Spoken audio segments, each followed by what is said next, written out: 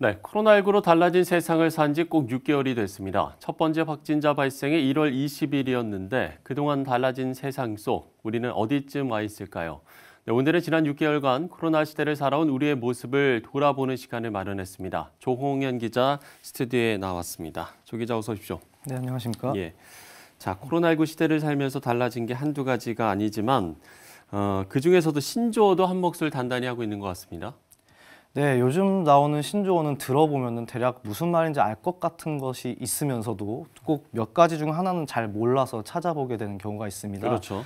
네, 저도 여러 가지를 좀 찾아봤는데 혹시 돌밥돌밥이라는 말이 무슨 말인지 좀 아실까요? 돌밥돌밥이요? 네. 네. 저 혼밥은 좀 들어봤는데 돌밥돌밥은 모르겠는데 어떤 뜻일까요? 네, 돌밥돌밥이라는 말은 이제 돌아서면 밥을 하고 또 돌아서면 밥을 해야 되는 그런 주부들의 모습을 표현한 말입니다.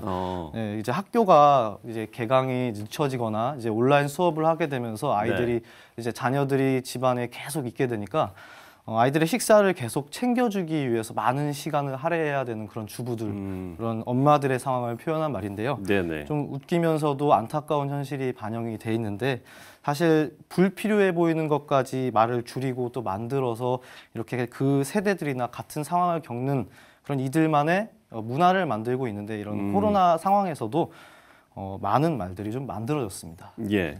돌밥돌밥도 처음 들어봤고 또 새로 만들어진 말 어떤 것들이 있을지도 좀 궁금하네요. 네, 이제 우리들의 이제 생활 필수품이 된 마스크에 대해서도 좀 신조어들이 몇 개 나왔는데요. 그렇습니까? 이제 금스크라고 해서 몇 개월 전에 마스크를 구하기가 참 힘들어졌을 때 금처럼 귀한 마스크라고 해서 붙여진 신조어고 또 코스크나 턱스크 이런 것도 있습니다.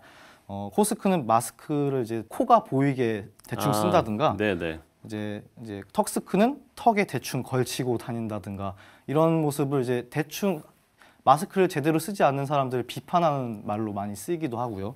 또 많이 알려진 거긴 하지만 이제 코로나19와 관련해서 확진자, 살천지, 또 자가격리가 아니라 작아격리 뭐 이런 말들도 있는데 집에만 계속 있다 보니까 살이 너무 쪘다거나 살이 쪄서 옷이 작아졌다는 등의 뜻으로 이제 재밌게 표현한 말들인데 이제 사실 이런 말들에 대해서는 코로나19가 이렇게 심각한데도 이제 상황을 너무 가볍게 표현하고 있다는 비판도 좀 제기가 되기도 했었습니다. 이렇게 뭐 신조어도 많습니다만 지난 6개월 동안 우리의 삶도 정말 많은 것이 변한 것 같아요. 우선 눈에 띄게 보이는 게 지역 경제 분위기가 정말 크게 달라졌습니다. 오프라인 매장 크게 특히 지역 전통시장이 큰 피해를 입고 문을 닫기도 하고 그런 모습이 보였는데요. 네, 대신 온라인 쇼핑몰 매장은 어느 부분에서는 또 호황을 누리고 이렇게 그런 모습을 보이고 있다고 하는데 이런 것은 좀 다소 일부분에 지나지 않고 지역 경제가 정말 말씀드렸듯이 눈에 띄게 냉각이 되고 있어서 각 지자체들마다 경제 살리기 운동이 지금도 활발하게 전개가 되고 있는 중입니다. 코로나19 확진자가 가장 많이 나왔던 대구 같은 경우에서도 대구 행복페이 이런 거를 만들어서 좀 여러 가지로 지원과 혜택을 좀 주고 있고요. 이와 마찬가지로 비슷한 정책을 여러 지자체들이 펼쳐오면서 희망 일자리 사업 같은 것도 이제 경제 활성화 전략 중 하나로 계속 열심을 내보고 있습니다. 또 학교 현장 같은 경우 정말 우리가 올해 새롭게 보게 된 모습들이 많은데 정말 개강이 늦어지고 온라인 수업을 하는 모습들, 또 교실에서 자리를 넓게 띄어서 또 투명 칸막이를 세워서 앉히고 또 학교 식당에서는 마주 앉아서 밥을 먹지 못하고 또 일렬로 앉아서 밥을 먹는 모습들 참 처음 보는 모습들이라고 볼 수 있습니다. 교회도 마찬가지고 이제 예배를 우리가 어떻게 드려왔는지에 대해서는 많은 보도가 있었잖아요. 이제 예배 전후마다 이제 교인들이 예배당에 계속 있지 못하고 다 나와서 빈 예배당을 이제 방역을 한다든지 또 성도들이 예배당에 들어갈 때 QR 코드를 찍고 들어간다든지 모습들 그런 것들 다 변화된 모습들이라고 할 수 있겠습니다. 또 우리나라 전반적으로 사람 많은 도시에서 나와서 더 여유로운 자연을 즐기면서 코로나 없는 좀 맑은 공기도 마시러 나가면서 자연스럽게 거리 두기도 가능한 휴식 시간을 사람들이 더 선호하고 있는 것으로 보입니다. 그렇습니다. 자, 그야말로 뭐 이제는 코로나와 함께 가야 한다는 위드 코로나에 대한 인식이 일어나고 있는 상황인데 교계에서도 좀 이와 관련된 논의들이 있다고요?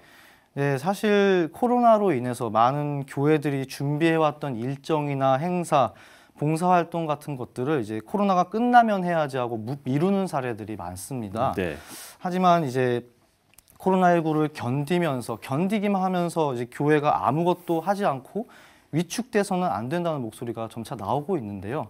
어떤 상황에서도 교회는 지역사회를 섬길 수 있어야 되고 영혼 구원을 위해서 전도를 하는 일을 멈출 수 없다는 이야기들입니다. 네. 기독교계 연합단체나 한국교회 주요 교단 차원에서도 코로나19로 인해 많은 어려움을 당한 이들이나 어떤 단체들을 위해서 구호물자나 마스크, 방역 지원 등을 정말 다양한 루트를 통해서 해오고 있었다는 걸 우리가 미리 알고 있고요. 네.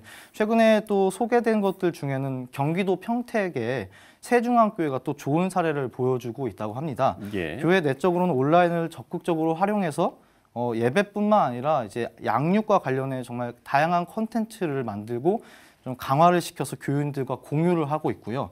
이뿐 아니라 지역 상품권을 활용해서 지역에서 이제 물품을 구매하고 구매한 물품을 또 다시 어려운 곳에 나눠주기도 하고 지역 경제뿐 아니라 지역 환경을 보살피면서 방역뿐만 아니라 거리 정화 활동, 쓰레기를 하나라도 더 주워서 거리를 깨끗하게 하는 활동, 또 길거리에서 시민들에게 마스크 나눠주기, 또 취약계층 반찬 나눔 등의 그런 사랑 나눔 세븐 운동이라는 이름으로 활동을 하는 것들이 조명이 됐습니다. 예.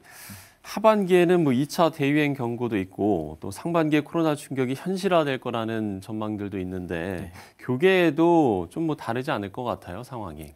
네, 이 사태가 길어질수록 이제 작은 교회는 이미 큰 어려움을 당하고 있고요. 네. 중대형 교회도 정말 많은 어려움을 당할 것이라 참 큰 우려가 되고 있습니다. 그러니까요. 네, 경제적 문제뿐 아니라 이제 교회라면 정말 영적인 부분을 이제 관리를 해야 되는 건데 이번 여름에 이제 다양하게 진행될 줄 알았던 그런 수련회나 캠프, 부흥성회 같은 것들이 모두 축소나 크게 취소가 되면서 이번 영적인 부분의 필요도 채우기가 이제 교인들이 어려워졌습니다.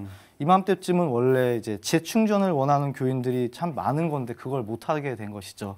교회가 겪을 그런 또 영적인 부분뿐만 아니라 경제적인 어려움에 대해서는 교단들 차원에서도 지금 현재 지역 안에서 좀 더 큰 교회들, 힘이 남아있는 교회들이 작은 미자리 교회들과의 연계 사역을 하거나 좀 도움을 줄 수 있는 방안을 지금도 모색을 하고 있는 중이고요. 또 서울 명성교회 같은 경우에는 지난 19일 주일부터 이제 어려운 곳에 나눔을 하겠다는 취지로 해서 이제 당회와 모든 교인들 차원으로 코로나19 기금을 이제 차곡차곡 연말까지 모으는 일을 시작을 했습니다. 이것도 좋은 결과가 기대가 되고 있고요. 또 이제 말씀드렸던 이제 교회 영적 관리와 경제적 대비가 이렇게 중요한 만큼 더 중요한 것은 이제 지금 이 시점에서 지금까지 잘 해왔듯이 더 지혜롭게 방역 방안을 세우고 또 방역 수칙들을 철저히 지켜나가면서 끝까지 사회적으로도 교회들이 본을 보여줘야 하는 것, 그것이 중요한 부분으로 보입니다. 예. 자, 코로나19와 함께한 6개월, 그야말로 곳곳에 어려움이 여전합니다만 이 길의 끝에 더 많은 사람들이 감사의 제목을 이야기할 수 있었으면 좋겠습니다. 네, 조홍현 기자와 이야기를 나눠봤습니다. 오늘 수고하셨습니다. 네, 감사합니다.